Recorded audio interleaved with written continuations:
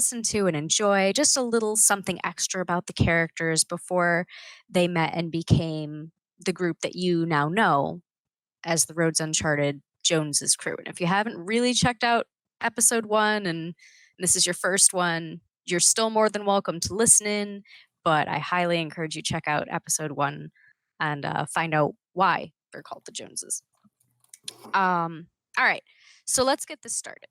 Jokul, you have been navigating the city streets of Vendalla. You've been hounded by heavy rain to get to the tavern that you see up ahead.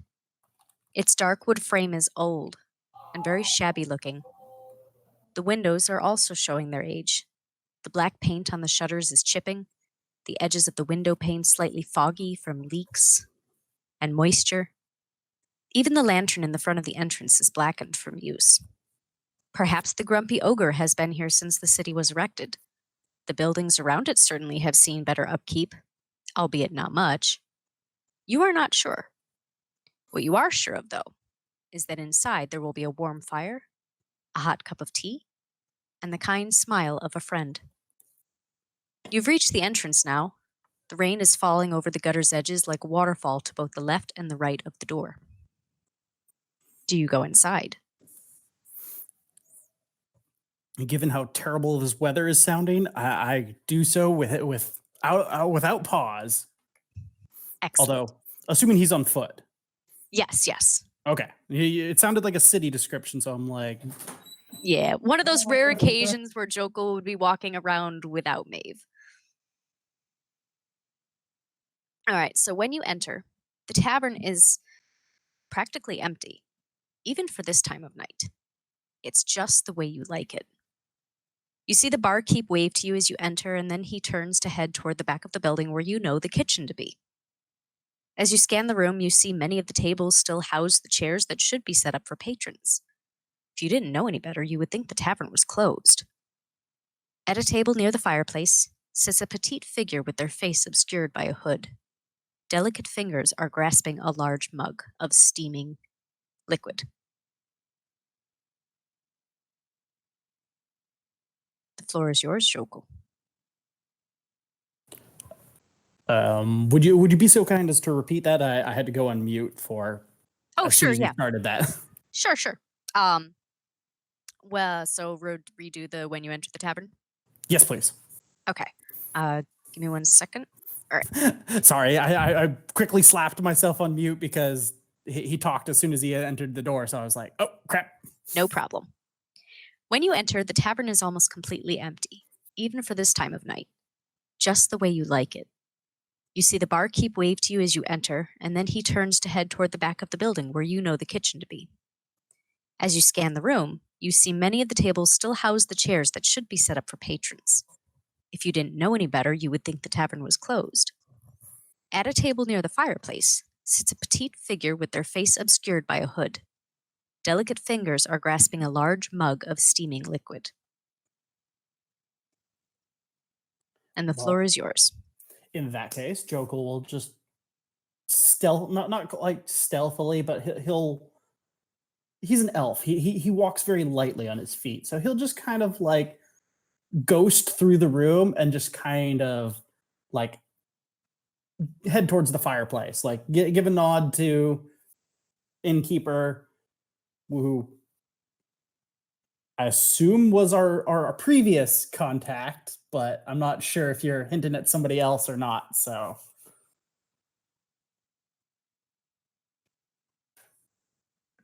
All right.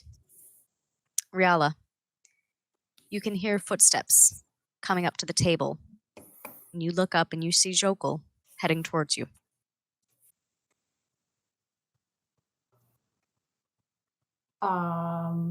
Not sure if is he behind me?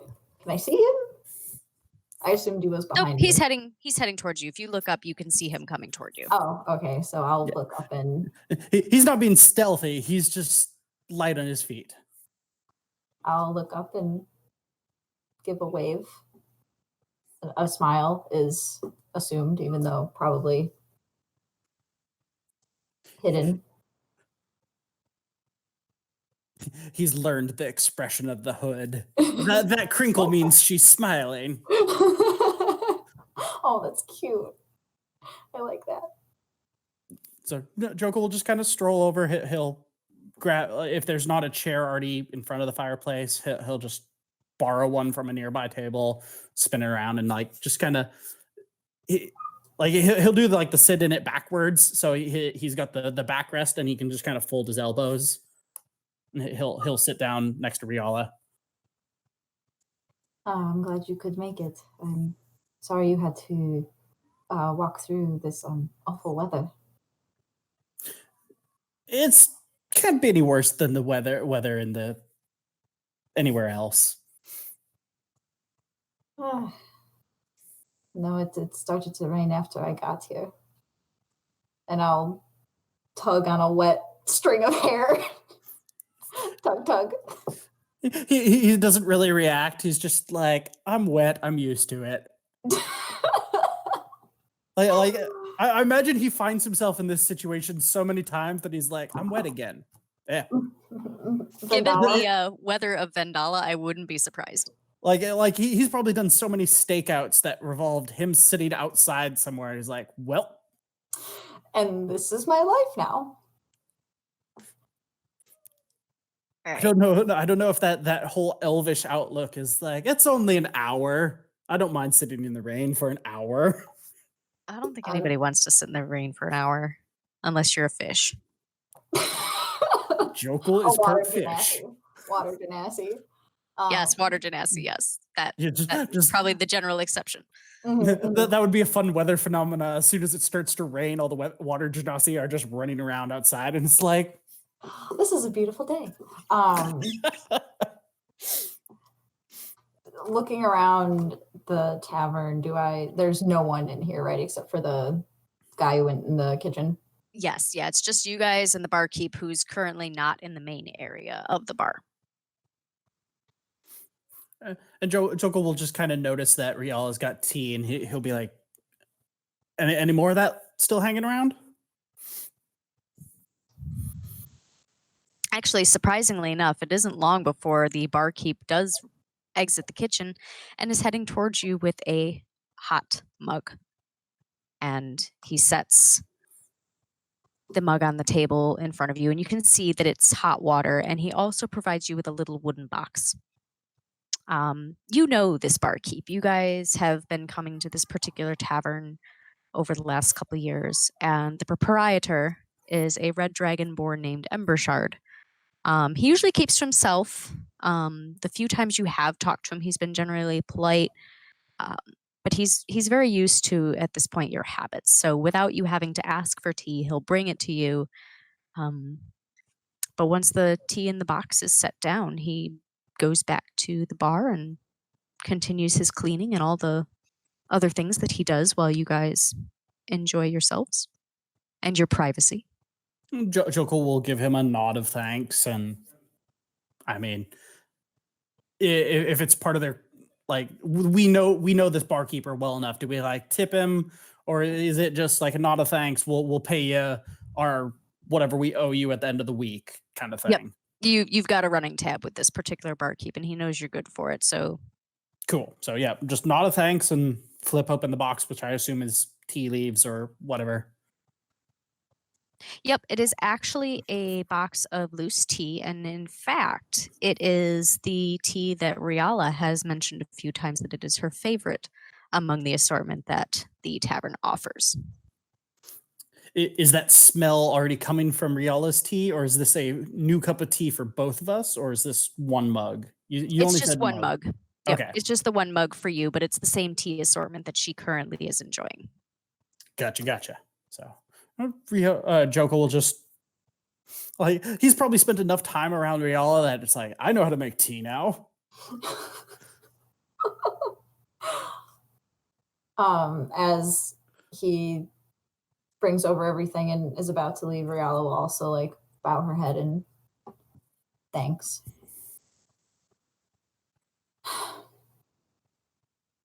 Rialla looks like uncomfortable and kind of shifty, like keeping an eye on the door. And she's toying with the ring on her finger, and she just keeps turning it.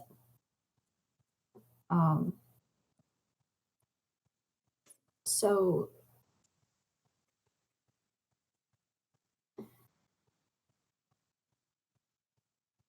I mentioned to you that there's kind of been an odd increase in the number of bodies coming through. And I'll pull out a napkin where I drew 3 petals in a pattern, and I'll put that in front of Jokul. Do you recognize these symbols at all? He'll accept the napkin and just kind of look it over. Do I need to roll anything, or am I just? I will say that this pattern does not look familiar to you at all. I won't make you roll for that. I will say that you have never seen this I particular got no pattern. chance. Yeah, I mean, you can roll if you want, but the answer is Nah. going to be the same. Yeah. So Jokul will just kind of frown and go,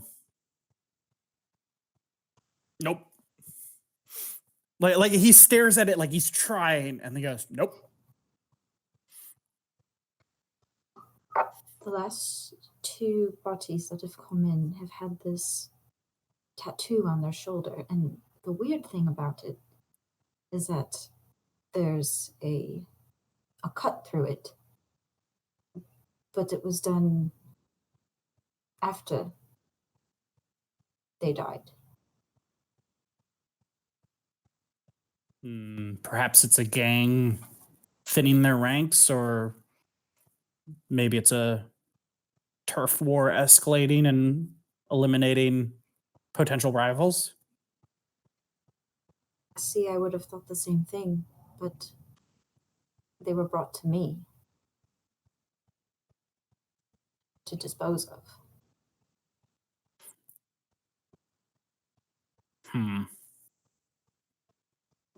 And you know how it is, they don't tell me anything. What about the person dropping them off? Surely you must be, is it a different person every time, or is it? They cycle through the same few people, but I recognize them, but they don't say anything to me. The most they've ever told me is, make this go away.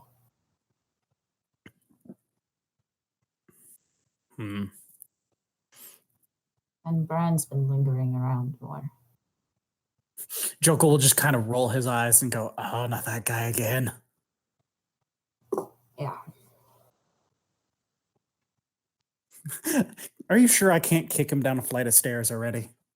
I really wish that you would. I really want to. Would or could, Rialla? That's the question. That's the way Jokul worded it, was, "Can I? Pretty please." I wouldn't say anything, and Rialla will smile at him.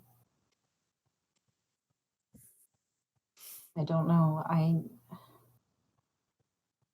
getting more concerned. I don't know. And usually when Bran is around, that means that something is going on. Rialla twists the ring on her finger. I'll see if I can make heads or tails of this tattoo. Maybe I can dig up something that isn't obviously, or isn't passed around in your social circles. Okay, I was going to, not sure how I'm going to do it yet, but I also wanted to do some digging. I don't even know where to start. I've never seen it before. Can both of you make a perception check for me? Yep. Oh, please 15. excuse. 15 for Jokul. That noise. That is a 4. I don't see shit. The take best that back. part, and anybody who watches Roads Uncharted, and in this case listens to, you can always tell what Cole's rolls are because the reaction, I don't need to see what number it is. I know it's bad. It's usually a pained choke. And yeah, and then the higher rolls are usually happy squeaks. Yeah, That's exactly. Oh no, I feel so called out. Okay, carry on. So, Rialla, you're staring into your tea mug. You are not paying attention anymore to what is going on around you. Jokul, you hear shuffling behind you. Jokul will like his head will like subtly like try and like follow the noise. Like he's been in this business long enough that quick movements is what gives you away. So he's just gonna like subtly like look over his shoulder or try and find the noise. You see that Embershard is actually coming towards the table. Okay, but he'll just he'll kind of relax at that, just like, oh yeah. So when the Dragonborn reaches the table, he's going to pull a chair down from one of the nearby tables, and he's going to set it up kind of how Jokul has it, where the back of the chair is actually facing the two of you, and he's leaning against the back of the chair. And he pauses and he looks at Jokul first, and he looks at Rialla, and he says, "You know, I've watched the two of you over the years. Can you tell me where you are?"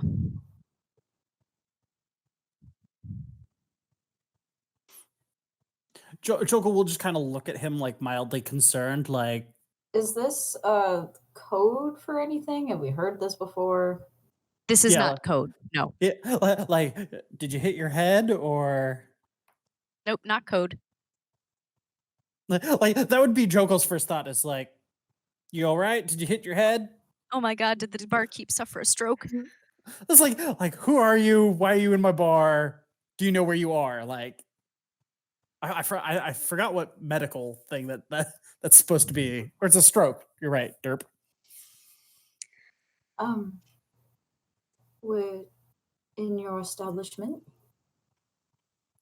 Well, right, I know you're in my establishment. I've been running this bar for over 100 years, but do you know what's special about this place? Do we? That's a good question at this point. You can roll an intelligence check if you'd like. I'll Okay. give you that. Okay, all right. That's not terrible. All right, all right. I was gonna say history, maybe, but nope. I It's got a a 0. 16. Jokel's got a 9, so nada. 16. Yeah, there was no happy squeak with that. I didn't know if the roll was good or not. Delayed happy squeak. All right, so Jokul, you're sitting there and you're just shrugging like, I met the grumpy ogre. What is this guy getting at? Rialla. If anything, Jokel's looking around, going like, "All right, it must be something mounted on the wall, hidden. Something special is around here." Like I if this love- were a much more futuristic game, it'd be like, is there like, am I on like you're on hidden camera? Like what is going on? I was like, maybe there's a beholder mounted on the wall. Maybe there's something special that I didn't see on the ceiling. I love my gothic cowboy boyfriend. Wholesome. Okay, what do I know? Rialla, Uh-huh. you remember that long ago, this particular tavern actually used to be a kind of a hot spot for members of the guild. And while the guild generally is shrouded in secrecy, so you really don't know more than a couple members at a time, you do remember that even though they didn't know each other, this was the place for guild members to go. And in fact, some recruits used to receive their instructions here for some of their jobs.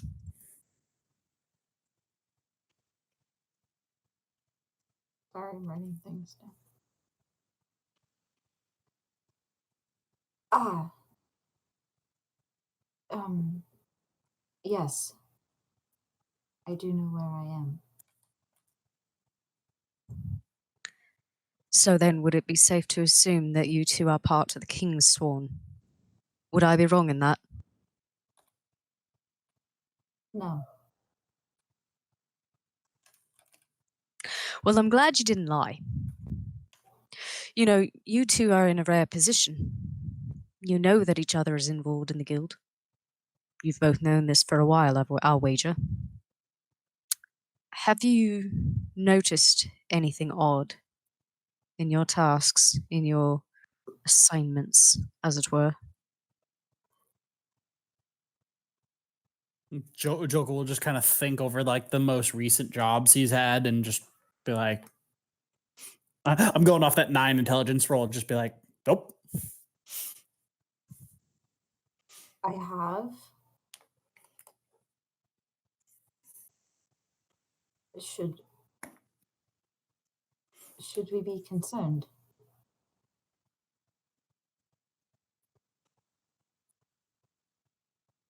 Well, personally, I'm a bit concerned, but I suppose I should be asking what it is that you've noticed. And how recently have you noticed this? Rialla stares for a minute, and she's twisting the ring on her finger. Which Jokel knows is like a quirk of Rial's by this point. Nervous habit, yeah. Yeah, nervous habit quirk. What would you do with the information? All right, I suppose that's fair. I can't really ask you to divulge information and then not provide some in return.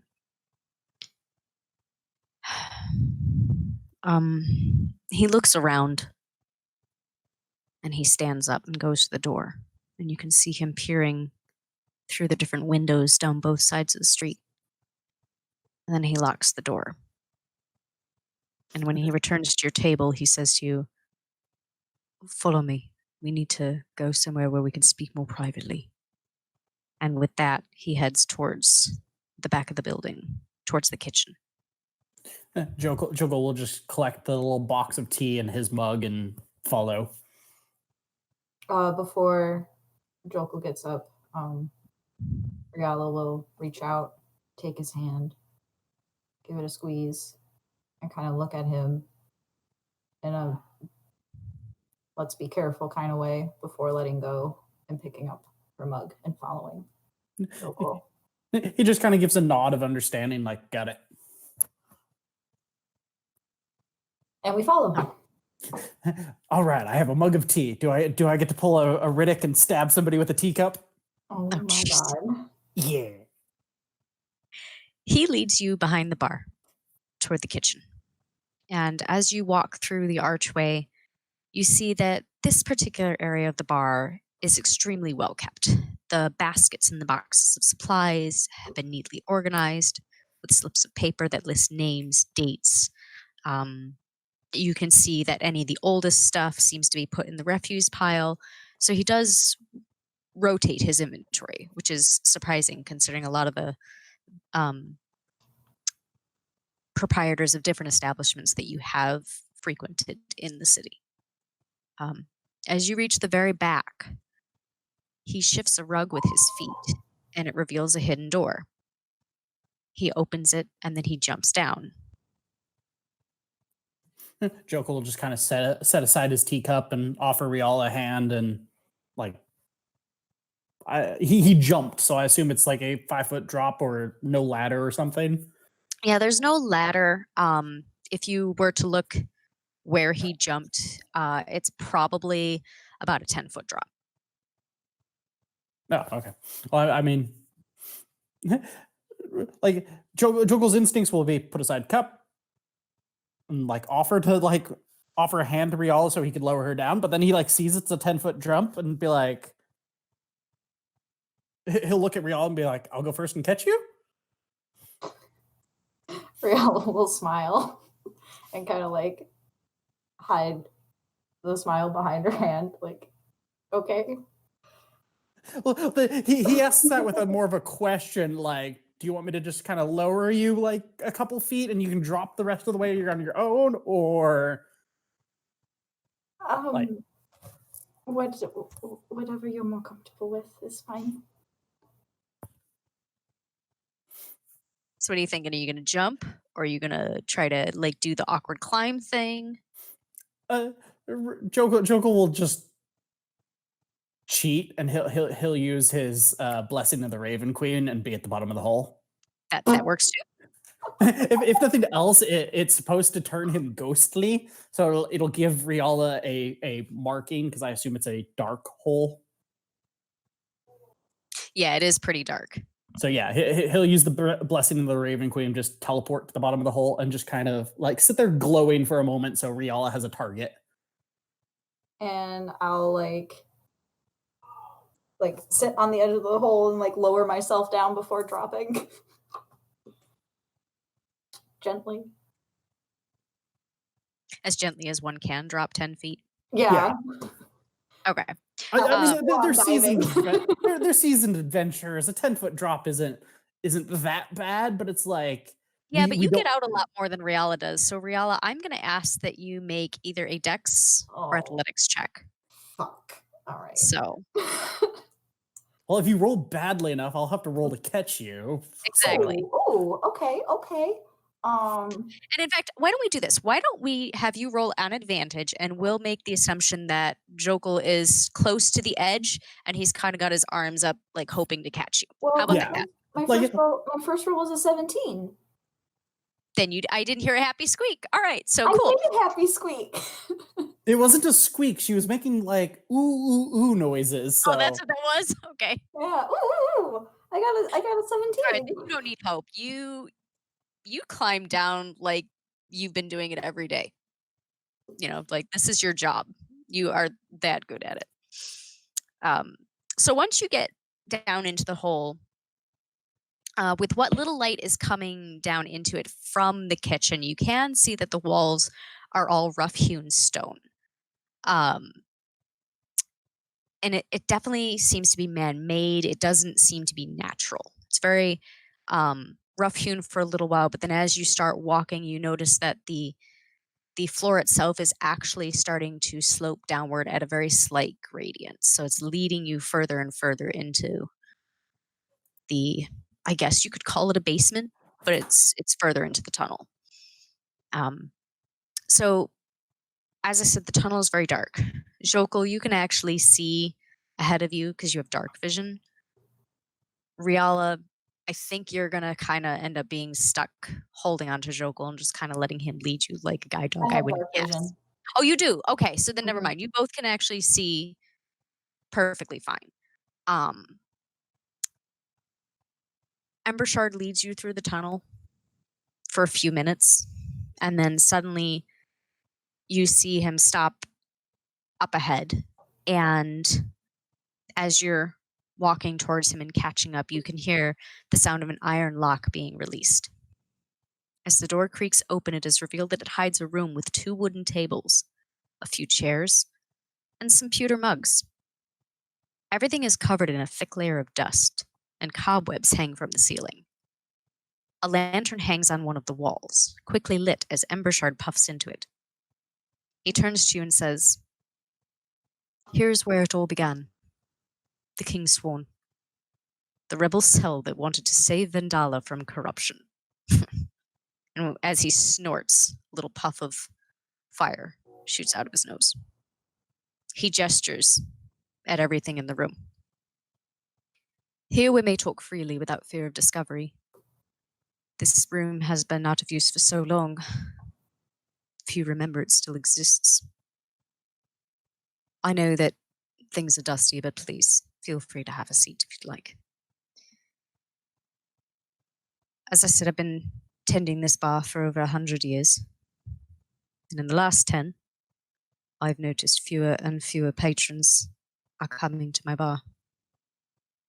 When the guild was first founded, I don't know how much they're telling new recruits nowadays, but when it was first founded, it was to overthrow a corrupt king. And for a time, the guild worked peacefully with the new king, but then its leaders got greedy I've watched as the guild morphed from a rebel cell, hoping to bring peace and safety to this city, and to what it is today, a mockery. The King's Sworn. If I found any of the guild members were actually a King's Sworn, I think I'd die of shock. Aside from the fewer patrons, though. I used to be assigned to pass on the missives. It's one of the reasons I worked here. When I first joined the guild, I rose up in the ranks and I started being the one that actually gave out instructions to the new recruits to, back when we actually knew who each other were. And I was a go-between of the higher members and those recruits. And my last job that I handed out was involving Baratus. And it was to infiltrate his house to obtain something of some importance. I don't know all the instructions. My job is just to hand over the scrolls. I don't read them. Not entirely. And with that, he kind of gives a little bit of a devilish grin. Out of curiosity, he mentioned he's been running this bar for 100 years. Mhm. Jokul hasn't been here 100 years, but we assumed that Jokul's been in the guild probably 10, 15, whereas he met Rialla 5 years ago. Yep. Has he by chance run missions within that 10, 15 year gap, or Ember Shard's job is just to hand down missions. Okay. He's never actually done any on his own that you know of. so he's actually his age. If he's 110, he's the retired barkeep, just plain informant. Okay. Unfortunately, the mission failed. And it's my understanding that only a few recruits, a few members actually survived. I hear that it was an extremely bloody affair. Do either of you know about that? I haven't heard anything about that particular incident, but I've noticed more bodies coming to me to be hidden, and the last few had a strange tattoo that was cut after they died. Make a perception check for me, Rialla. Since 12.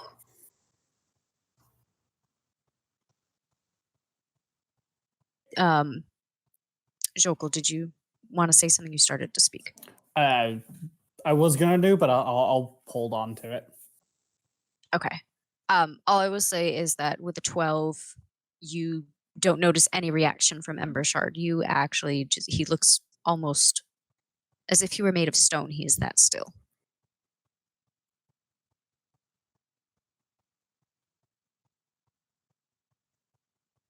You say you found tattoos. What kind of tattoos did you find that were sliced? I pull out the napkin that I drew it on and hand it to him. He takes the napkin and he looks at it. He looks up at you. He looks at Jokul. And looks back at the napkin. Are you sure it was this exact? Where was it on the body? On their shoulder. And it was sliced. Was it from a battle wound? No, it was after they died. Postmortem. And it was just the one. Yes? Just the one body? 2.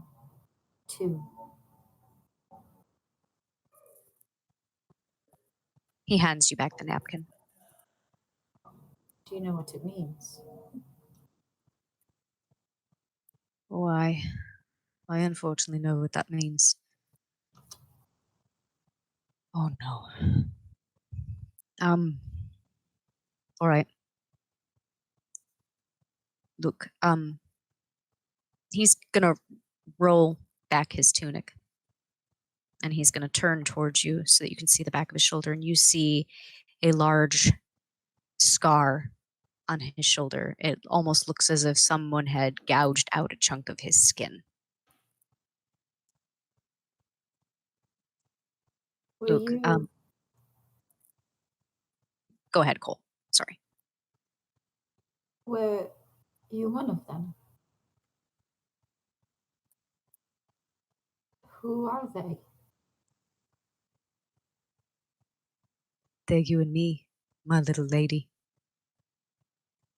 They're your companion here. When my last mission failed, I was suspected of treason. I was taken in by the crown killers and tortured. Eventually, they cleared me of any wrongdoing, and I don't reckon I know anyone that ever escaped questioning by the crown killers other than myself. Unfortunately, the marking that I had, not this particular marking, but the one I did have, was forcibly cut from my shoulder in the process. At that moment, I was effectively wiped from the guild and no longer to know of any of the goings on. I could run my bar, but I was no longer allowed to hand off assignments.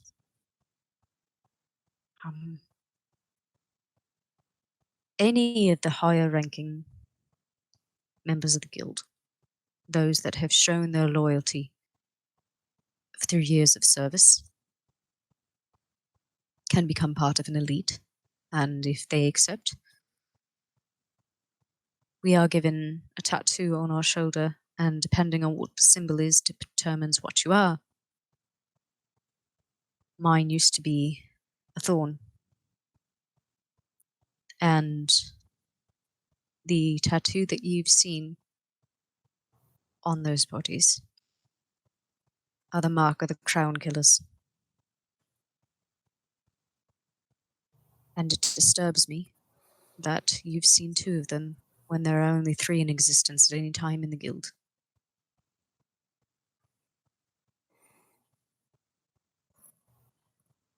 Has there been anything else going on that you've noticed? Um, Other than these 2 bodies, more bodies have been coming in. My handler has been around more. That seems unusual. It is. You You work mentioned over at the temple, don't you? I do. Mm. I took Anala's place.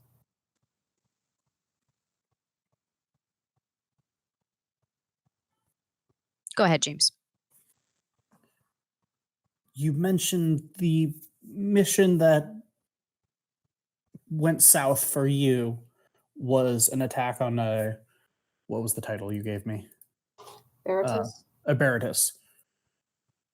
Do you remember the name of that one? The name of the operation? The name of the target. Oh, Early on, I was assigned a similar target. I'm wondering if it's one and the same, and they're still trying to get that same person, or if this is a repeated vendetta over the years. the last mission I had was for Barotis, and as far as my memory serves, this was the first time that they had targeted this particular noble. He used to live outside the city, and it's my understanding that after this failed and our people were ambushed by his guards that he took his family and he left the region for safety's concern. But I've always believed that one of our people leaked the information. No guild assignment has ever been ambushed by a pitiful noble's guards.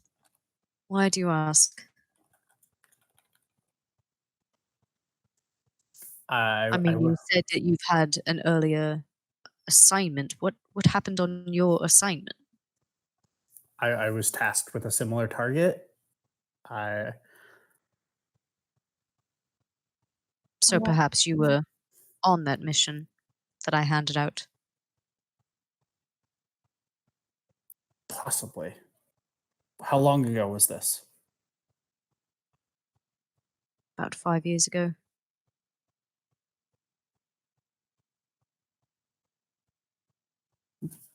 Jokul will just kind of like I don't remember going on a mission 5 years ago for that.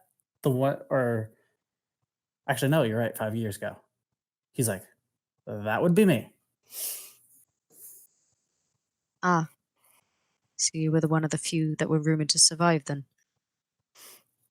I have her to thank for that.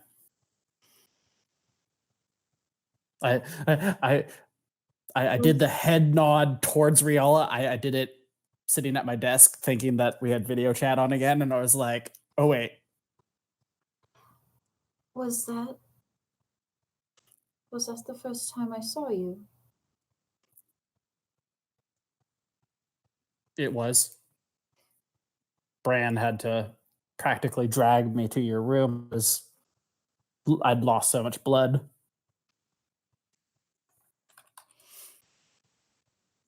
Um, without even like thinking, Riella reaches over and takes Jokel's hand and holds it.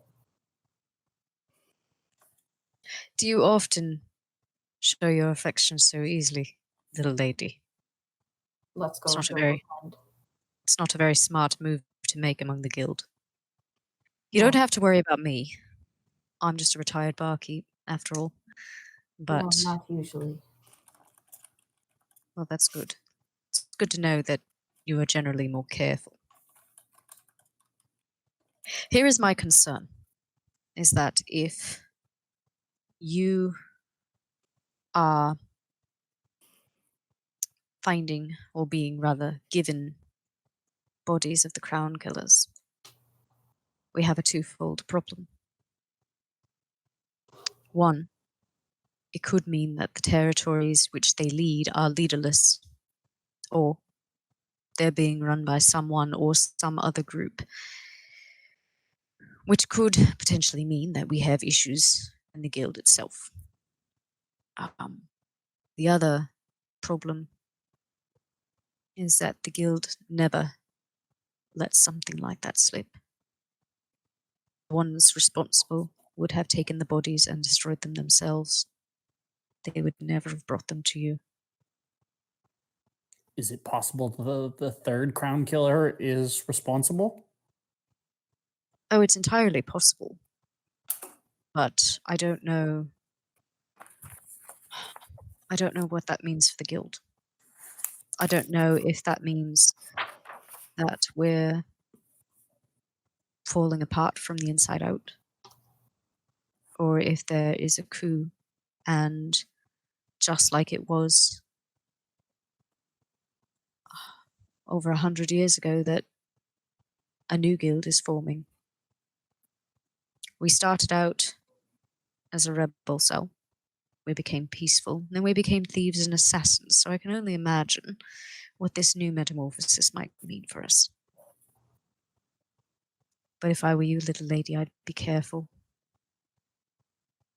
The fact that you've seen the bodies and that you've seen more than one means trouble. As I said, the guild never lets that slip unintentionally. You were meant to see those bodies, and the question becomes why? Why were you given the task of destroying such high-ranking officials in our organization?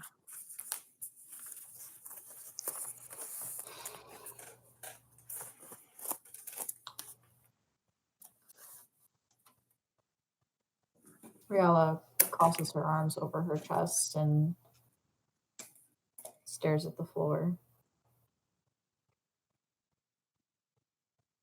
Is Riala's branch of the church like small, independent, or is she part of like a bigger cathedral? Like, Um, I always imagined that it was smaller, at least in my head. I don't know, unless Vanna has different I'm thoughts. sorry, say that again. is Riala's like chapter of her church? Is it like small, like maybe like are we talking like 10, 15 priests, or are we talking like a cathedral where you've got like hundreds of people under like Oh no, it's running off? very small. Yeah, it's very small. Yeah. Okay, because like Jokel's train of thought would be they're being given to her because her branch wouldn't be missed when it's time to clean house. Yeah, and plus they originally kept that order small because generally there aren't a lot of bodies. I mean, these are trained assassins, they're trained thieves, they're people that generally don't just die on a job. Mhm. So they're not going to see a lot of bodies, and therefore they can trust a small enclave of individuals to do this job. And so Yeah, between the increase in the bodies and now seeing if this barkeep is right that they're crown killers, I mean that's potentially a huge deal. So yes, your thought process would be accurate. okay. Is there anything else that I would have noticed in the last like 2 to 3 weeks?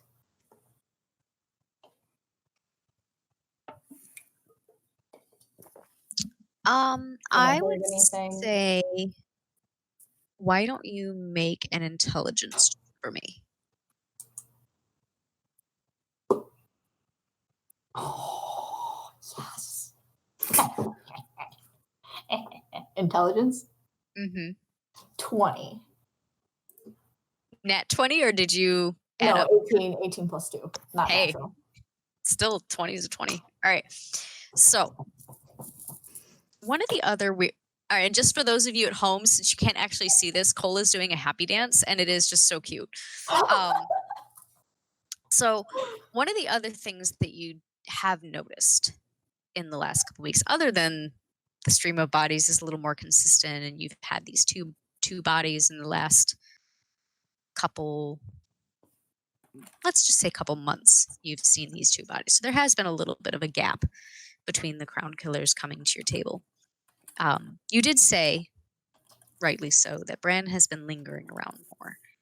And while Bran usually comes to give you a task and then leaves you alone, um, not only does he linger after he's assigned you the task, he has on a couple of occasions stood and watched you take care of these bodies, particularly the two with the tattoos. There have been a couple others that he stayed for the whole process, but those two stood out. Embershard, do you know Bran?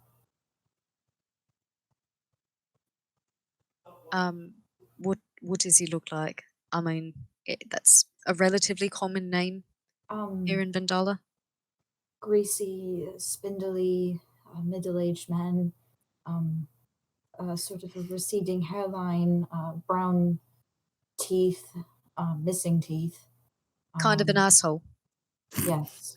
That's him. Yes, unfortunately, I know Bran. When he first joined the guild, he was a much better person than I think. I think the wealth that came with doing your job right back in those days was a little bit too much for him to handle. He was there.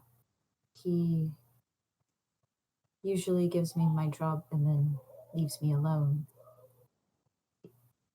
He watched me take care of the crown killer's bodies. He taps his chin with one claw. And then he clasps his hands together at his waist.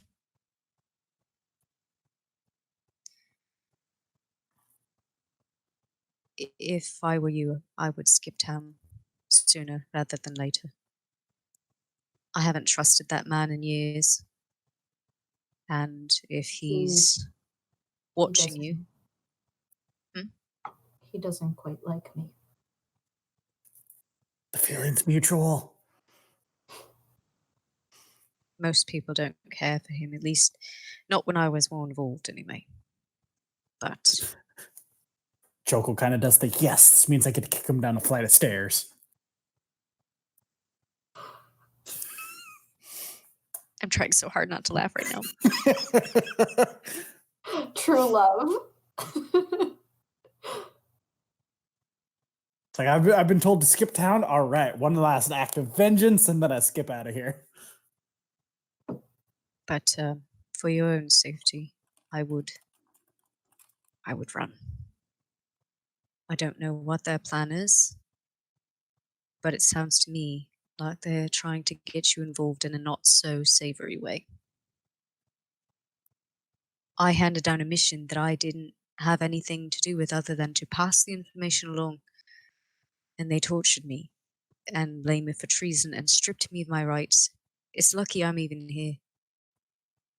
I don't know what they would do to you, especially when it gets out that 2 of the top officials are dead, and you were the one responsible for destroying the bodies. I had hoped to ask you, the both of you, if you were part of the King's Sworn, to see if you could do any investigation into why nobody's coming to my bar anymore. I mean, it's my understanding that the guild is still a healthy organization. So even though I can't do my task, there's no reason that people still shouldn't come here. But it sounds to me like you've got bigger problems. Sounds like an illusion that they want to keep in place as long as possible. Perhaps. You're giving us advice to leave town. How about you? Do you have a plan? I have no reason to leave. I'm technically not part of the guild. I sit here and I'm run my bar until it becomes not unprofitable to do so. And when that day comes, I can go and find another city. I've got another few hundred years under my belt to go, so I can always just go start fresh. Certainly won't be getting involved in any more thieves guilds, I will say that.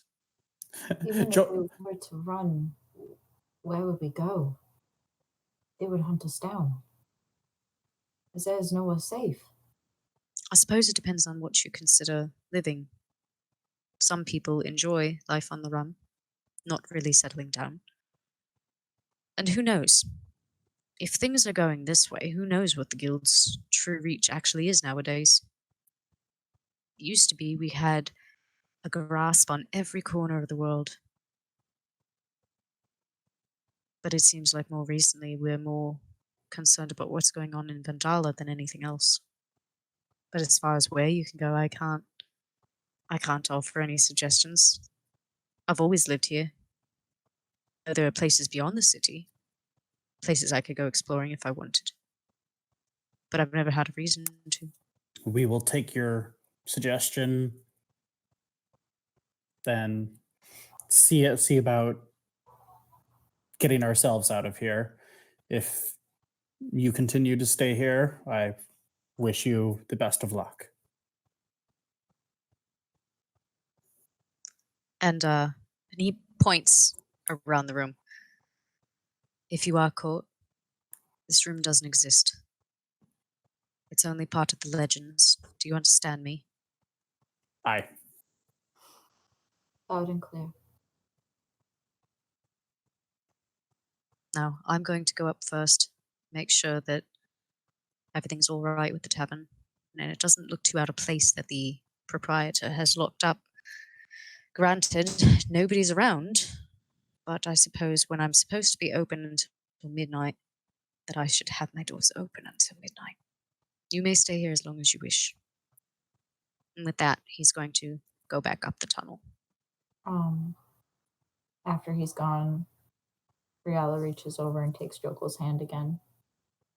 Doesn't say anything, just stares at the ground, kind of just thinking to herself. Joko's probably doing the same thing. Like his hand's probably loose, but as soon as he feels her in his grasp, he like tightens his grip a little bit, but his eyes are like distant, like he's like thinking. I guess it's not surprising he tried to frame me. There is always something wrong with that man. Now we just have a reason to finally act on it. I'm going to. Oh, go ahead. I was gonna say, and after like a short while of just like kind of standing there in silence, Joko will kind of nudge Rialla towards the tunnel so that we can get out of here. Rialla will nod and leave the room, and they'll lock up that room that doesn't exist and head back. Okay. So you're heading back down the tunnel, back into the bar. Mm-hmm. Back up in the main area of the Grumpy Ogre. Ember Shard is at the bar, cleaning. The door is still closed, but you can probably safely make the assumption that it is now unlocked. And he nods to you when you come through the kitchen door, but other than that, doesn't say anything to you.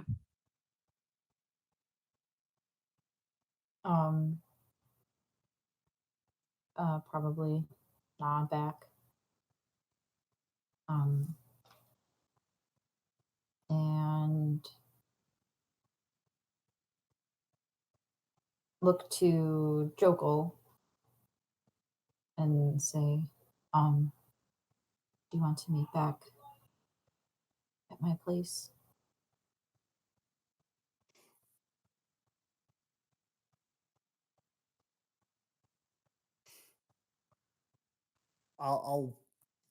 We'll both go back to your place. Maeve is safe for now, so we'll make sure we can travel back to your house, your temple housing apartment hovel. Yeah, hovel. My Yeah. shack. Hovel sounds more impressive than shack. It is definitely a hovel. It's a little bit of a slum, not gonna lie. Not because of Rialla, but just, and trust me, audience, you go listen to the session 0 and you'll understand. I mean, Jokel's tried. He's not a great handyman, but he's tried. It's in better condition now than it was in the session 0. Yeah. Yeah. At least one section of the roof it doesn't leak. Yeah. The section over Rialla's bed and like the bedroom, it's good now. The rest of the house, not so much. But that one room. She can sleep dry. That's all that's important. Yeah, exactly. That's all people want. All right, so you guys are gonna leave the bar then, I'm guessing. Yeah. Mm-hmm. Well, we'll nod goodbye to Ember Scar, give him back his tea mugs and box and stuff. He's gonna take the mugs, nod, and head into the kitchen. No different than if you were any other patron. And we'll just bug on out of here, close the door behind us, and just act casual. All right.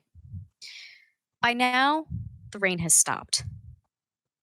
As it is wont to do in Vendalla, though, after rain it is very cold. And the slick cobblestone streets are oftentimes difficult to walk on, what with the sludge and refuse that is tossed into the city streets, particularly in this area of town. But other than that, it's pretty quiet. It is late at night. Many people are asleep in their homes. The lanterns on the street are lit well enough that you can see where you're going, but not bright enough where you can see too far ahead. You kind of have to get in between lanterns in order to see the next set of feet. Good Lord, I can actually talk. Uh, Words. words are hard. The It does not take long for you to reach Riala's hovel in the next district over. Um, Before we approach, Yes. Yes. I want to pay extra close attention around, make sure asshole face isn't. He isn't lurking already. You Yeah. can make a perception check for me if you'd like. Jokel's just going to rely off his passive perception because he ain't going to roll much better than that. The That's fair. rolls are lit tonight, y'all. I got a 17, so plus 2, that's 19. Nice. You don't see Bran, but you do notice that there is the sound of feet behind you, and one of those feet has a slight limp, and the sound of the walking is supplemented by the clang of a cane against the stone.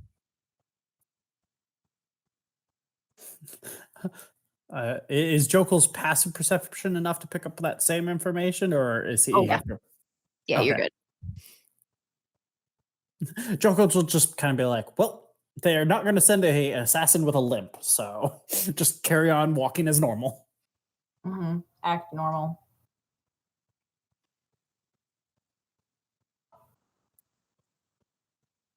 I love that that's the reaction. Like, they're not going to send an assassin with a limp. We're fine. Well, Like, that and it would be suspicious if we just like took off and ran. it's like, what kind of assassin approach is making this much noise? Can't be him. All right, so you're going to just keep walking, acting normal? Yeah. I mean, if nothing else, we're not limping. We'll outpace him. Especially, so I mean, Jokel's probably got long strides, but he's probably learned over the years to tone it down so he doesn't outpace Rialla. Actually, to be fair, most short people walk a heck of a lot quicker because we're used to walking next to tall people. So, There you go. all right. Yeah. So you go down the city street. Nothing else seems out of place. There are a few people every now and then that are walking, either by themselves or in groups. But it's like I said, it's generally quiet. It's late enough at night where most people um, are in their homes. Not that the city has a curfew or anything. It's just there's really nothing to Safe. do this late at night. So That is probably safer. yes, that too. The monsters can't get me when I'm in my bed. Oh, wait. Exactly. All right. So you arrive down the street where Riala's hovel is, and you both have noticed that the limping has not stopped. While it has gotten a little fainter as you walked, it hasn't stopped. The person has not detoured from walking on the same path that you are.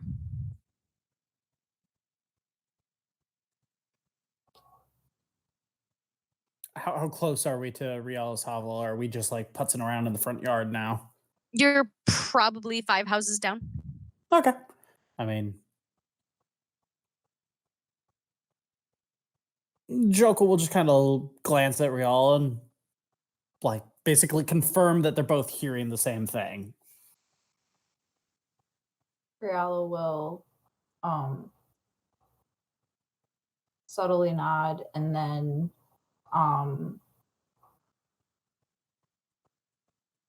she'll take her, I'm trying to just figure out how to describe this so the listener can picture this.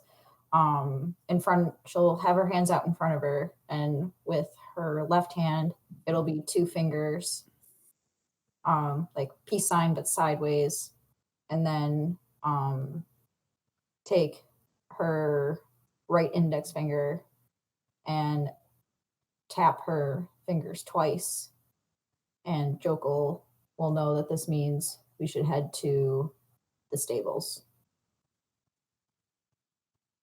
instead of see if they keep following us. So Gotcha. So Jokul will just kind of nod, and basically he was letting Rialla lead back to her house, and now he'll take lead and just kind of Mhm.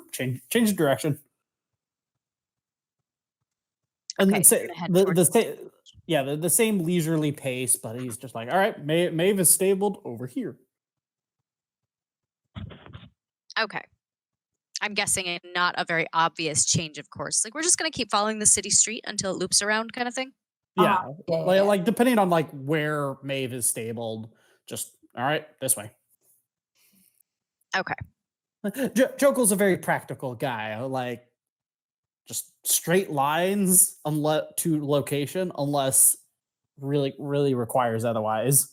I don't know Mhm. how mazy the city is. Not too bad. I mean, it's kinda segregated into districts, so Yeah, you can easily find a decent enough stable in either just in any of the districts. It's just a matter of 1, how much coin are you willing to pay, and 2, how close does he want Maeve to be to, let's say, where Rialla is or yeah. where some of the other places are that Jokul likes to frequent. I mean, Jokel, like we already know it's part of Jokel's quirk is he treats Maeve way better than he treats himself. So if it's like a low end stable, he doesn't. Nope, treats the horse nice. So She is his baby after all. yes, like I forgot to ask how what quality is the tavern, the Grumpy Ogre? Is it like a high end, low end, mid range? Back in its heyday, it might have been like a mid-range to higher end tavern, but it's certainly seen better days. And at this point now, for especially from the outside, it looks like a low grade Okay, tavern. But you guys have been going there for such a long time. You don't. It's one of those like, unless you stop and you look at it, you don't actually notice how old it actually looks. it's your designated hangout. You don't care what it looks like. We've always been here. This is where we'll Exactly. be. Okay, yeah. So I mean, Jogel tries to find like a mid-range stables for Maeve. At least that's his goal. His usual goal is mid-range tavern, better than like the best he can find nearby. He's stickly about the like. Nope, that's a crappy one. Sounds good. All right, so you meander down the streets. You're taking a leisurely stroll. I mean, you're just out for a nighttime walk. No, nothing weird about that. Um, the sound of the person walking behind you does not stop, and they do follow you to the stables. And what time of night is it? Just At this point, probably like 10:30, 11 o'clock. okay. So I mean, clearly this person is following us, and I mean, are we? We're obviously not covering our tracks. We're just strolling. So yeah, Joker will just stroll into the stables like all is normal, and we'll see if the person approaches us and see what's up. I guess. All right. So you go into the stable. You see Maeve relaxing and just hanging out, and you can see that she gets excited to see the two of you coming to visit her, and you hear the walking getting a little louder as it gets closer to the stable because like I said, it was a little bit of a lag behind you. um, the noise gets louder until it stops, and you hear the sound of feet again walking, and this time they're walking into the stable, and when you look, you see an old man. He's wearing a dark cloak. The hood is down. You can see that his hair is very white and it's about shoulder length and it's kind of scraggly looking. And he has a grayish, almost white goatee and big, bushy black eyebrows. And he walks towards the two of you and says, "You know, if you were going to walk all the way here, I would have just come here to begin with. Pardon my interruption for your evening stroll. I I was looking for a woman named Rialla. Would that be you, my dear?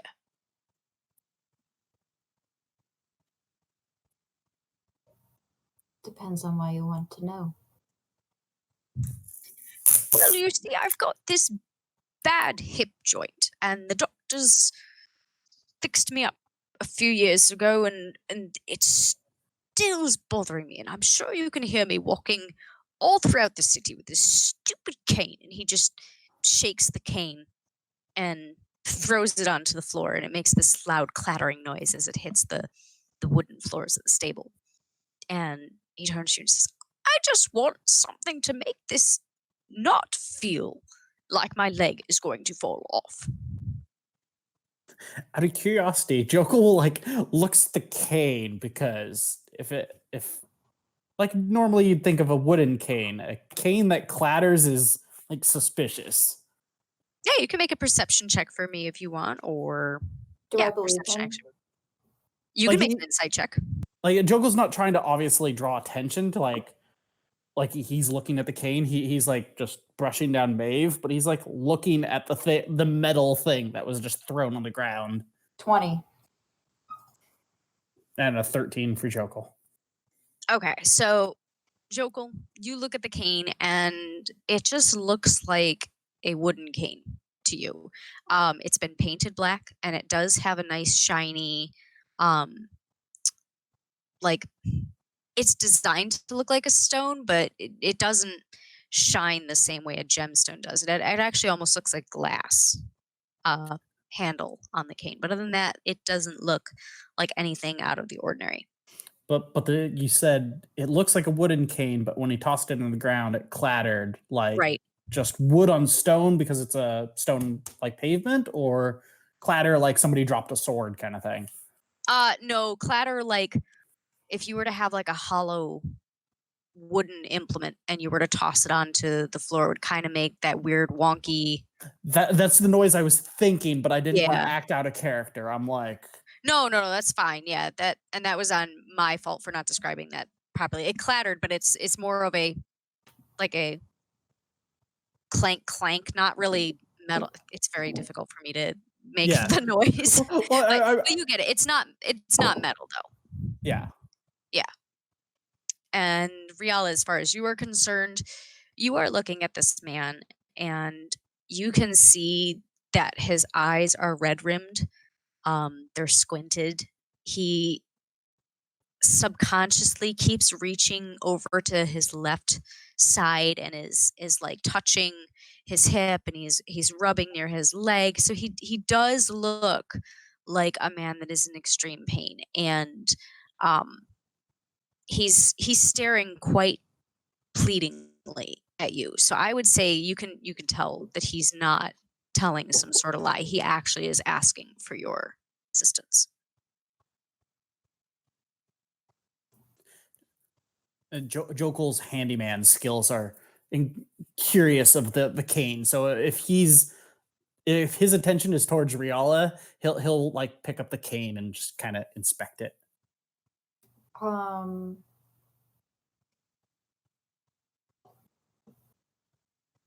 Cole, you can go ahead and say what you want to say. I'm going to ask that while you do so, um, Jokul can go ahead and make an investigation check, and then we can address that after you are done with your thing. So go ahead, Cole. all right. I'll gesture for him to, well, I'll go to him because obviously he's in pain walking. So I'll walk over to him, checking it out. Um, is this something that a cure wounds would fix?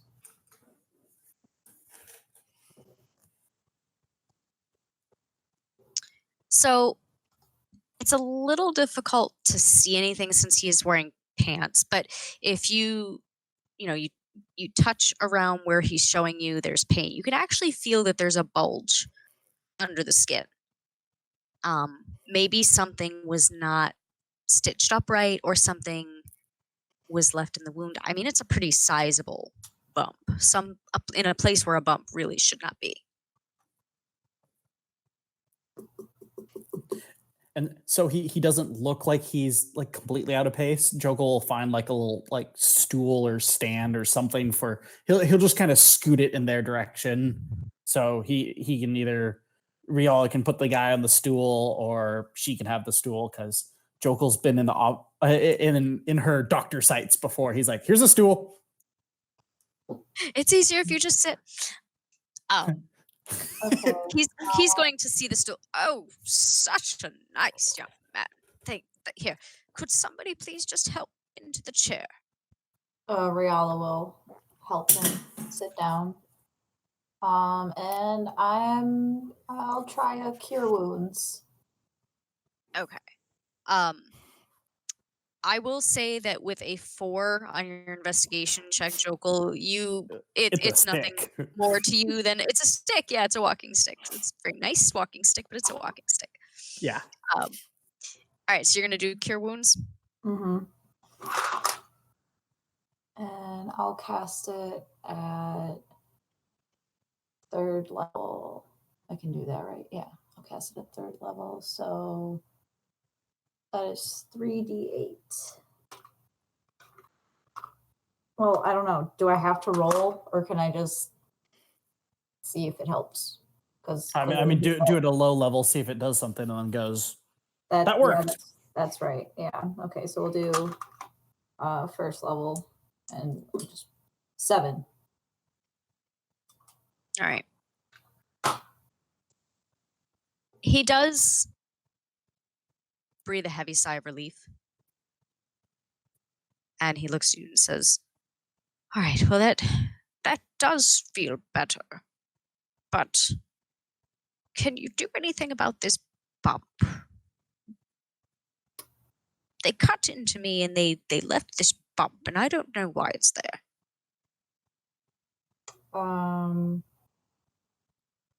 If I were to look at, can I see, like, look at the bump? Is there an incision? Is there any, can I feel You would anything? have to take his pants off. I can't just like pull down just like a little bit. It's like right where the ball joint. So it. Oh, So I mean, I guess you could pull it down, but at that point, you might as well just take the pants off. I'll scoot his pants down a little bit so I can see it. Is there an incision or? You can see an old scar about 3 inches long, and dead center in the scar is this bump. Feeling it, do I feel anything under the skin? Like, I know that there's like a bump, but does it feel like something was like? If you Is it squishy or not squishy? Yeah, right. If you poke and prod the bump, it does feel like there is something solid in and amongst the swollen tissue.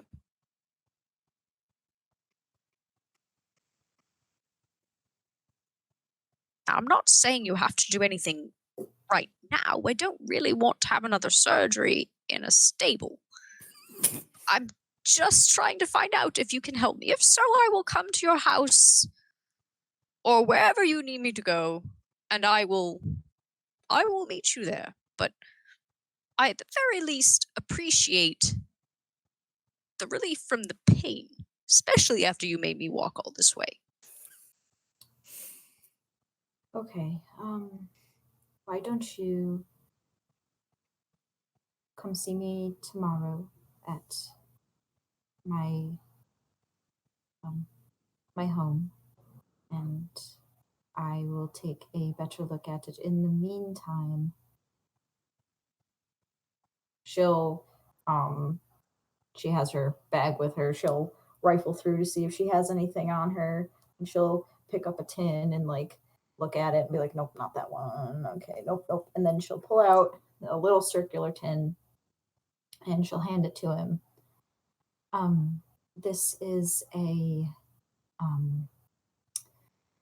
is a tea. It's medicinal.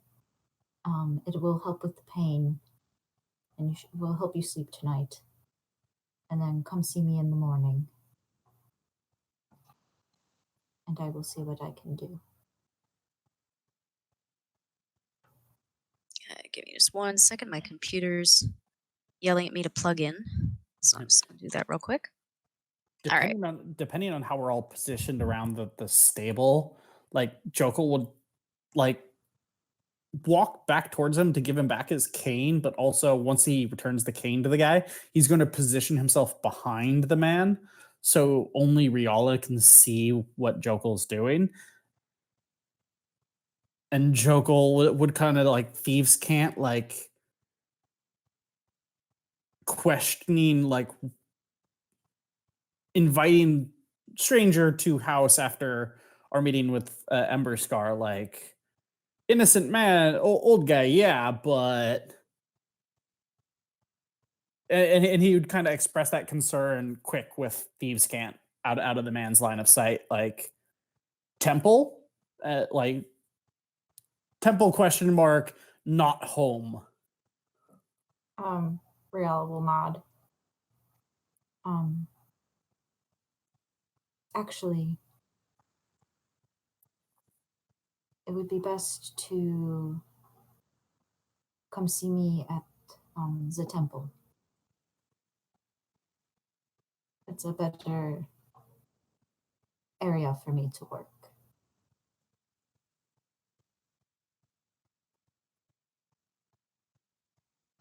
Wherever you are going to be of most use, I will go wherever you need me to go. Which temple is it? Temple of the Raven Queen. Oh, I don't think I've been to that temple in years. Yes, I will come to the Temple of the Raven Queen tomorrow. Thank you, Rialla. Who gave you my name, if you don't mind me asking? Some young woman named Josephine? Josie? She said that you are always willing to help people. Rialla will smile at that. Okay, just curious. Thank you. No, thank you. And thank you, young man, for retrieving my cane. That was foolish of me to throw it, but it's just frustrated, you know? I can imagine. That he takes his cane and he's not limping as heavily now that he's not feeling the pain of the walk, but he's still leaning on the cane heavily. So you still hear walk, walk, click, walk, click.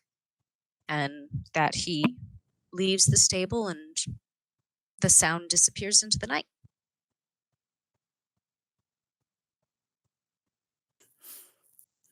Just staying quiet like much longer than necessary, just like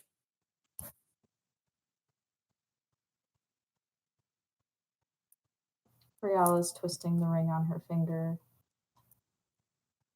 and kind of like sags against the wall and just like stares at the ground.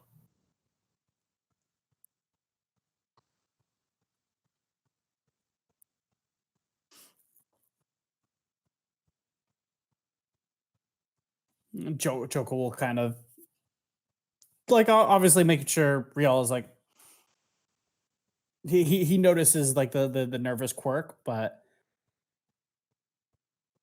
like he's not sure how to react. Like, you okay? I just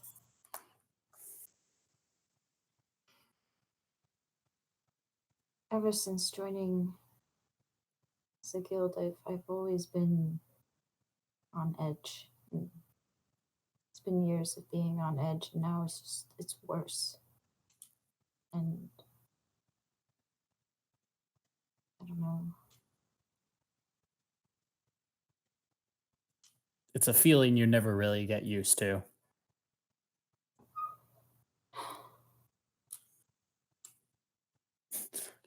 Considering Jokel's been doing this for at least 15 years now, that's probably an understatement. Just like, oh God, time to be paranoid.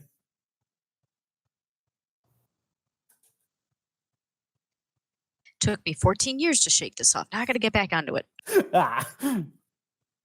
I think that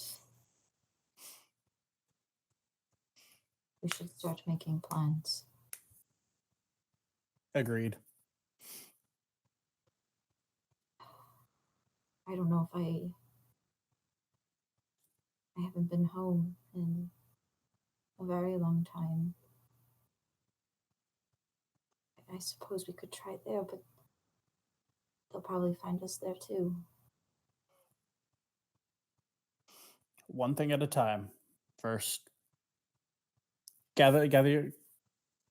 Focus on gathering stuff, since you have so much more materials to gather. Leave the planning, or I guess travel plans. Yeah, leave the travel plans to me. I'll see what I can do, since my possessions are here. And he just gestures to Maeve and her like saddlebag, just kind of chilling on a wall, like, my stuff. I'll probably end up leaving most of my stuff behind. I'll make sure that we have the necessities. Save what you can. I have a friend who owes me a favor. I'll see about getting a small cart or something for Maeve.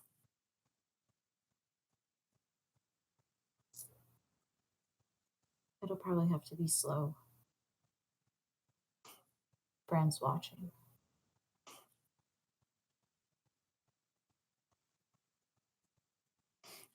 Give him an excuse, or if he's watching, if he proves troublesome, we can we can react when that time comes. But until then, we'll just say you're packing supplies to bring to the church, because a good majority of your materials are at the house. So if you suddenly started packing it up and moved it to the church, that wouldn't be that far fetched. All right. Okay. And Jokul will just kind of offer her a hand up, just since she was just slid to the floor. I was thinking I was like kind of like leaned back, but Oh, I thought you did like the crunch into a ball and just slid to the floor. oh no, I just kind of like slumped against the wall. Okay, never mind. Never mind then.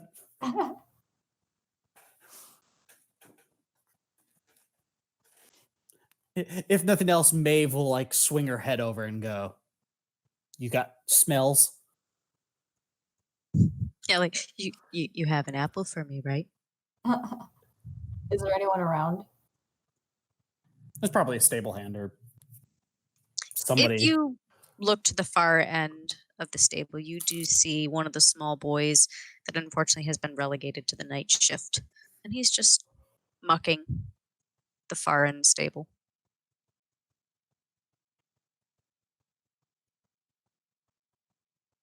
Um, since it's only the stable boy, Rialla will go over to Jokul and give him a hug. A Jokul sleight of hand an apple, just like ta-da, and give it to Rialla. Rialla will take it. You see Maeve's nose kind of like poking closer and closer, like, I know you have something for me. Rialla holds the apple out for Maeve.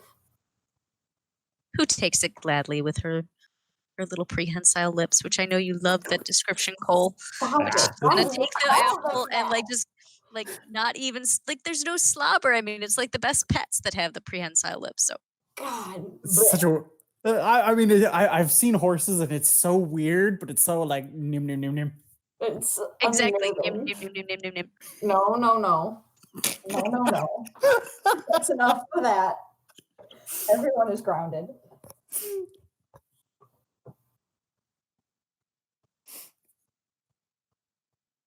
Yeah. She nickers a little bit very softly in making happy noises. And Jokul will just kind of brush her mane, make sure she's happy and settled. And then he'll look at Rialla and be just like, we should get you back to your place. There's a lot to do and not a lot of time to do it. Rialla will nod.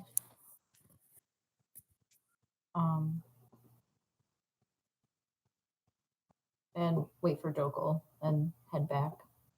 Or sure, yeah, we'll go with that. Didn't want to assume that you would walk with her, but Yeah, no. I mean, of course he's going to walk back because no one can see him smiling. Darn it. Yeah. Cole is happy. I mean, Jokel's just like. Keep in mind, Jokel's an elf. It's like, oh darn, I got to spend half the night walking around. I'm not tired. That's right. You guys only need 4 hours of sleep. Probably why he doesn't complain about sleeping in the stables either. Just like, what? I got to live in the stables for 4 hours? It could be worse. It's true. It could be. He's seen worse than stables. So yeah. All right. So you head back to Rialla's hovel. Yep. This time, there is nothing unusual. You don't notice anybody following you. You don't hear anything strange. You get to the hovel. And what do you do?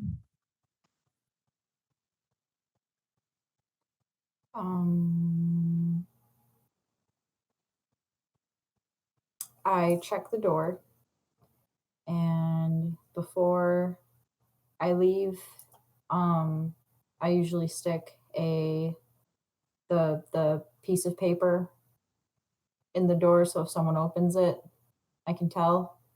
Is the paper still there? The paper is not.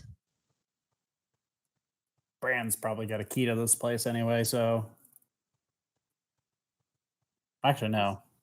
Last I checked, he didn't. I reach into my sleeve and pull out a tiny dagger, hold it, and go inside. Oh, and I'll motion to Jokul and with my hands in thieves can't. Someone was inside. Jokul will nod and just kind of like do the same thing. Like he's probably got like daggers strapped to his forearms, just like, yep, okay. Up we go. All right. So you go into the apartment. And Rialla, why don't you re-describe the layout for your apartment for the audience, just in case they haven't yet seen session 0, they kind of can picture where you guys are.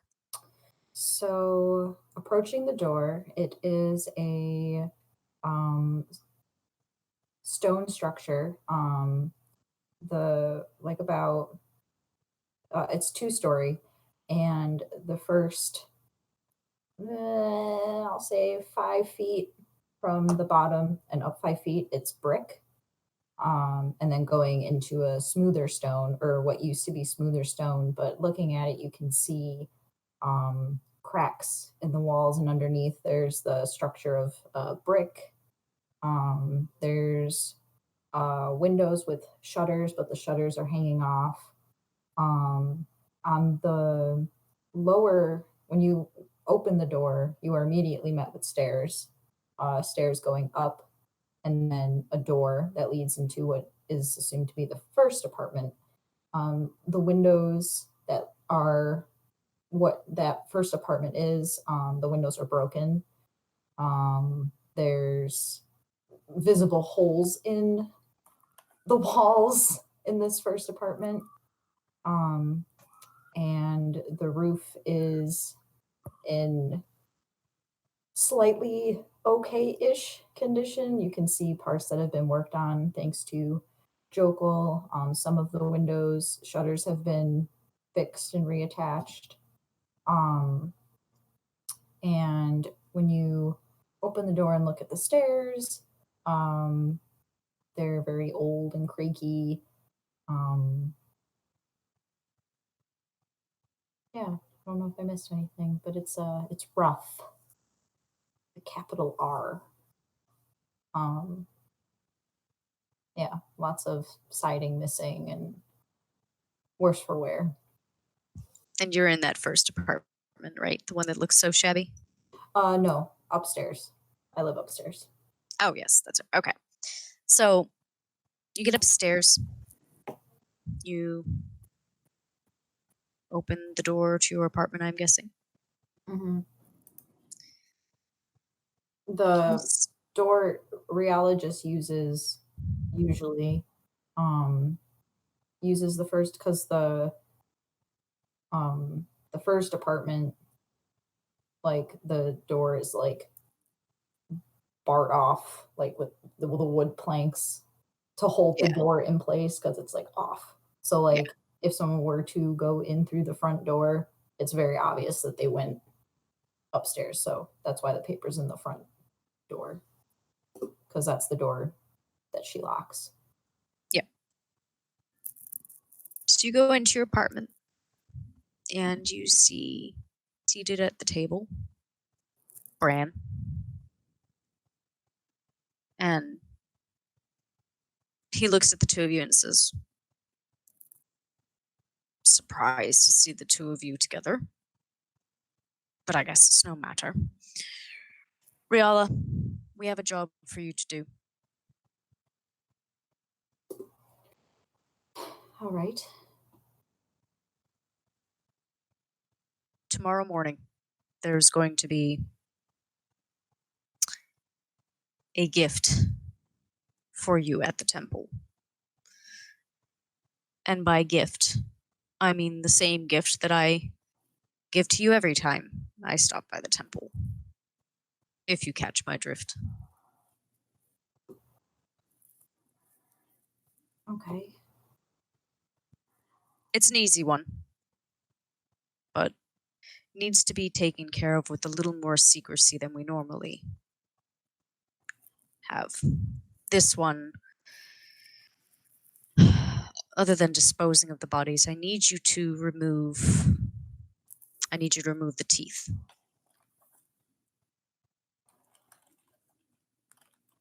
Mhm. Um, I want to ask why, but I don't think I'm going to get an answer. That's correct. You won't get an answer, but you're welcome to ask. All right.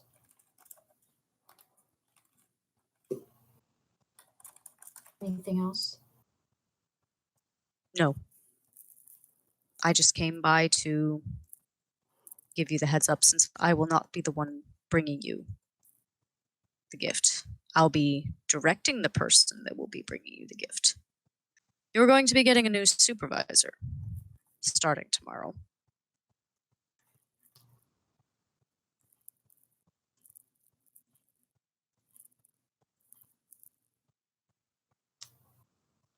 Have you been promoted?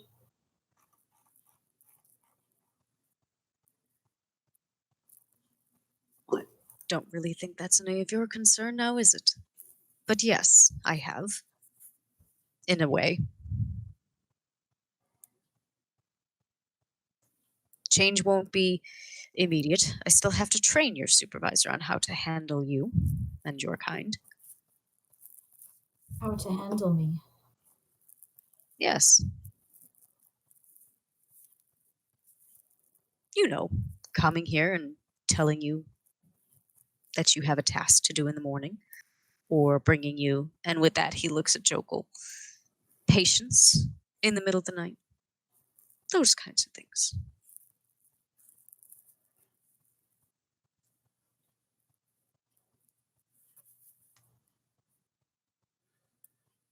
Well, if there's nothing else.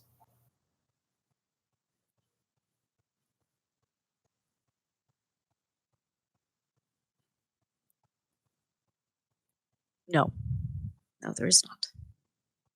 And he's going to stand up, and as he walks towards the steps, he turns to you, Rialla, and he says, I want you to be a little kinder to your new supervisor. Smile a little bit more. After all, think of it this way. You'll be free from me. And he's going to walk towards the stairs and leave without a word. And I did roll because because I was trying to figure out how to do it subtly, but I honestly couldn't think of like, oops, like Jokel's too big a guy to like subtly like unless he like Brand's completely Oh, incompetent. no. Oh, no. Oh, no. What did you just do? so all I see is that Jokul is typing. For those of you who obviously can't see this, all I see is typing show up that says Jokul runs off and sneaks to put a quote unquote present on the stairs for Bran. So I rolled, and needless to say, whatever it is that Jokul left, Bran is going to walk over it and not even notice it. Darn. Oh well. You can hear the door slam, as it always does, because Bran can't leave your house without slamming the door, Rialla. It just would be out of character. That's on Jokel's to-do list. Like fake out the door so he can't slam it anymore just to screw with him. Have like how like the drawers, they have like the soft shut. Yeah, or like the double hinged like tavern doors. So you like swing it and it'll just keep going to full extension and it'll just like flap back into place. Or no. That would be really funny. Yeah.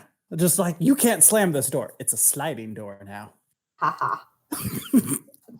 Fuck you, Bran. It's gonna be like my new swear word. Fucking Bran. Just the scapegoat for everything now. And I was picturing like a caltrop or something like a marble or something. Yeah, like he wasn't obviously just going to stick out his leg and trip him down a flight of stairs. Like, Oh, see, I was no, thinking like no. banana peel, but oh, well, I mean, Joko doesn't have a banana peel readily handily, so I like something more subtle, just like Readily handily. like something that wouldn't be out of place, just like a piece of rubble, something unstable on like the third or fourth step from the bottom. So it's not like he trips and like tumbles down an entire set of stairs, but 3 or 4 stairs is still going to hurt when you fall on your face. So I tried. Oh well. you did. You tried. Joko got his mischief off. He's like, wait for it. Aw.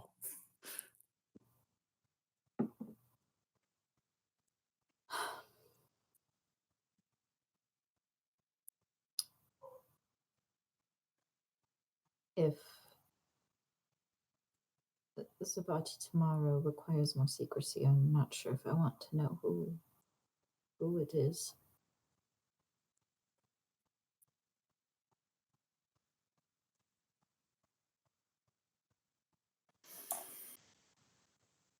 All that much better of a reason to take Ember Scar's advice and expedite these plans.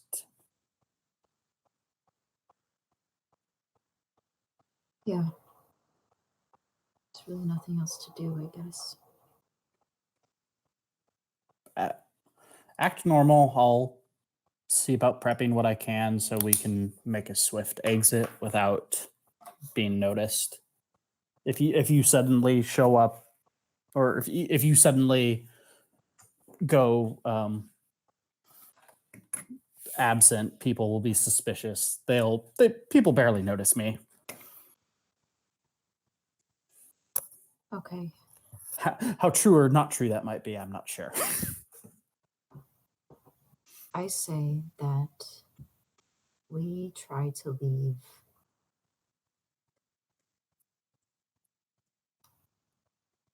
three days. I was going to say 2, but that works. 2 or 3. Yeah, I think that's good. I'll see about scavenging you some boxes for your supplies.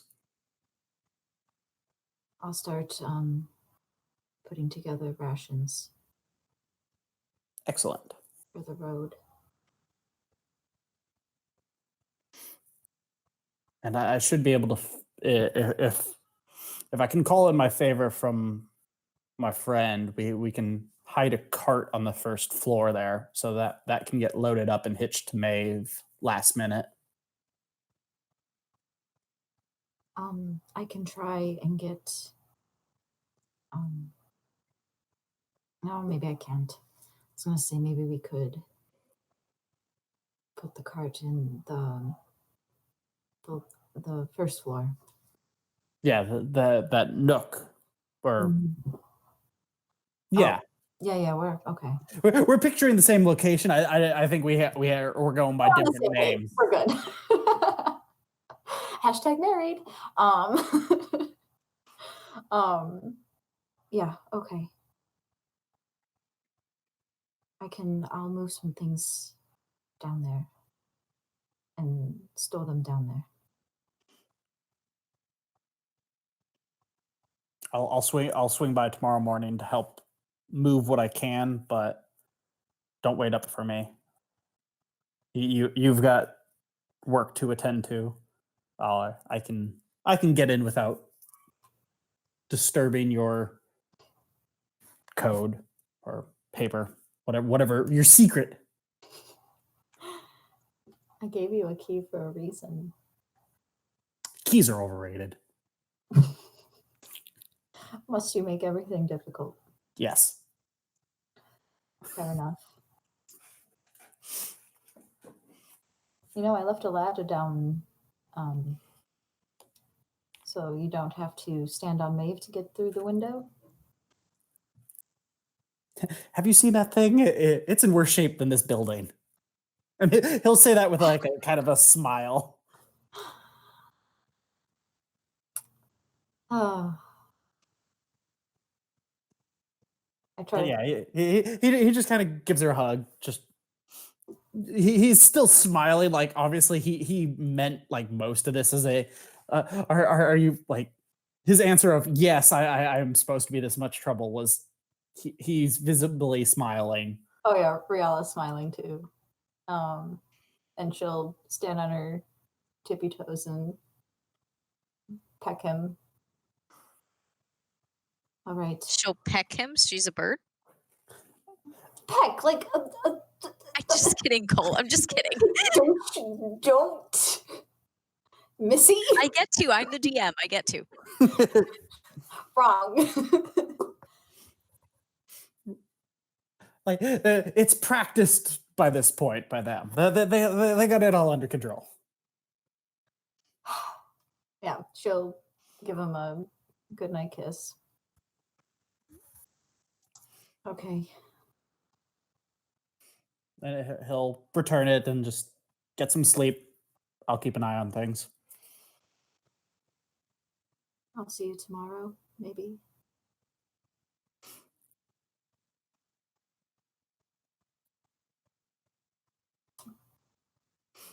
Don't wait up. I'll report back when I can. Okay. Get home safe. He gives a nod and he just backs out of the room and closes the door behind him, and he'll close up whatever like security protocols he knows she puts in place. Like this goes here, that goes there. And he removes whatever he put on the stairs for Bran. He might need that later. I mean, Yeah, he might need it later, but he also doesn't want Rialla to find it. Like, nope. that. Lord knows she would.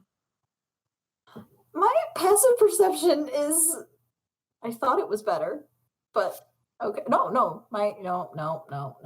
No, it's not. It's okay.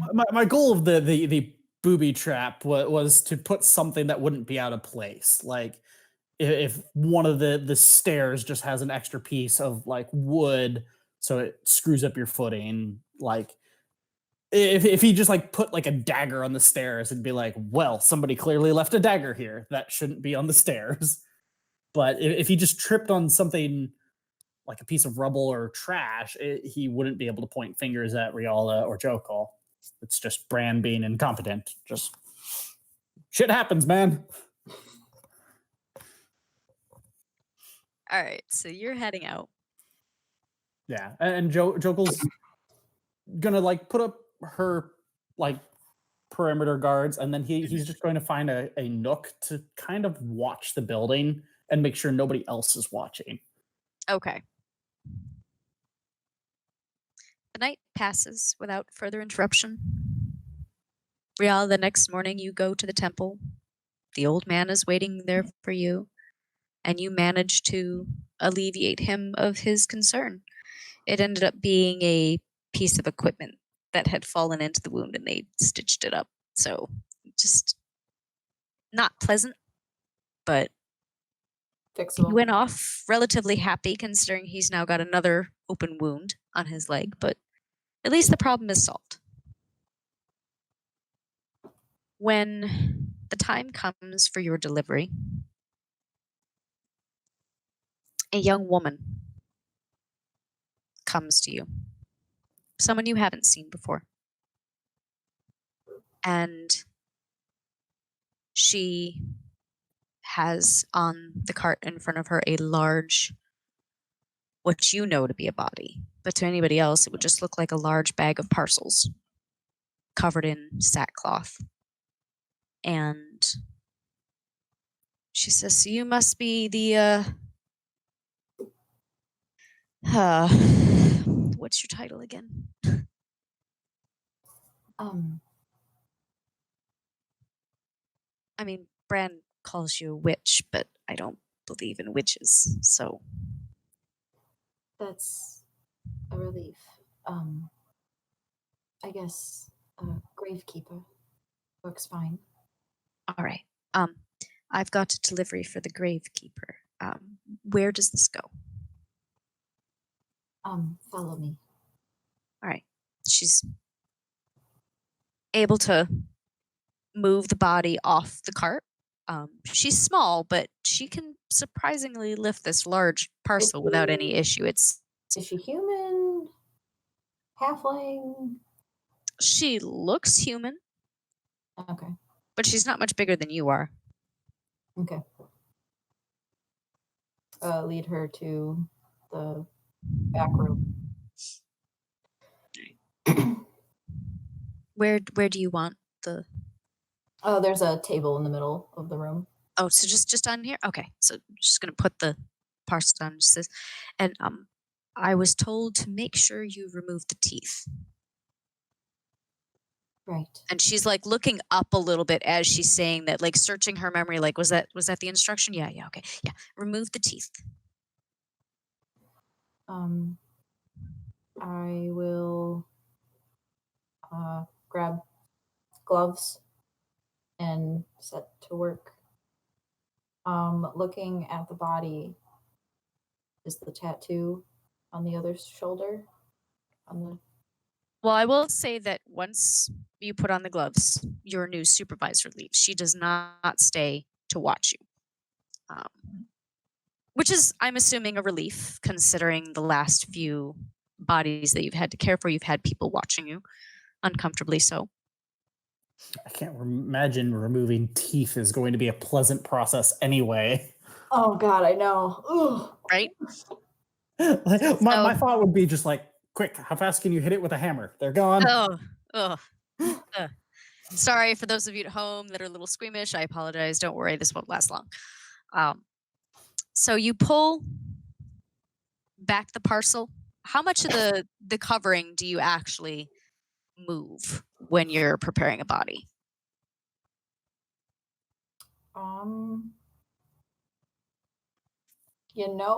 I haven't really put that much thought into the grittier details of her job. I won't lie to you. Would it be safe to assume that you just take the whole covering off so that you can see Yes. what needs to be attended to? Yes. I'm So picturing, like, an autopsy, but, like, I don't know what that is in medieval times, so, like, I don't know. it's about as gruesome as you could imagine that it would be.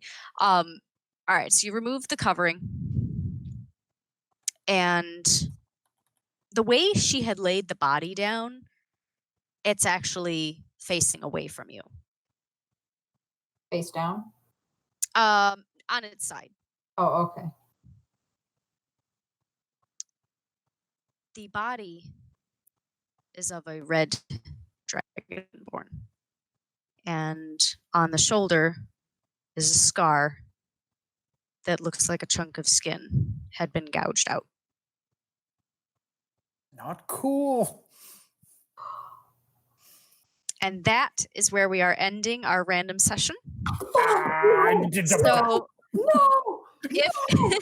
by the way, anybody else that has watched any of the Roads Uncharted videos, like, this is also Cole's reaction when I end a session usually is I'm told no.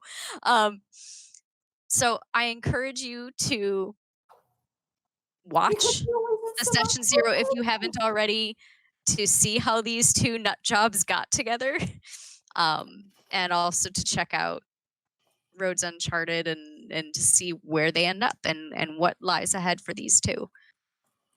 So, but we wanna thank you for listening in. It was a different setup, so we didn't bother with video tonight. It was just gonna be an audio thing.